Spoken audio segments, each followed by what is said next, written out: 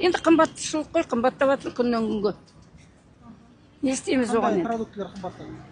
Картошканың өзі 700 болып кетті, қанша болып кетті. Енді бүкілі байқатпай білдіртпей қымбаттады бір сыпыра.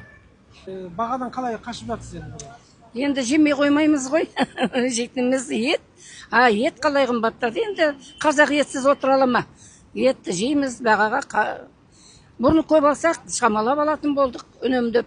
Сөйтіп жатырмыз енді, Аллаға шүкір. Ай сайын әсер етіп жатыр ма сізге қымбаттағаны? Әрине, жалғыз маған емес, халыққа әсер етіп жатыр. Зарплата қоспайды, құр резинка емес қой. Халықтың зарплатасы, пенсиясы қайда жете береді? Дәрі аламыз бәлемонға. Енді сол тиіштік болсын, соғыс болмасын бәрінен. Ептеп күн көреріміз. Пенсияны көтеріп жатыр ғой.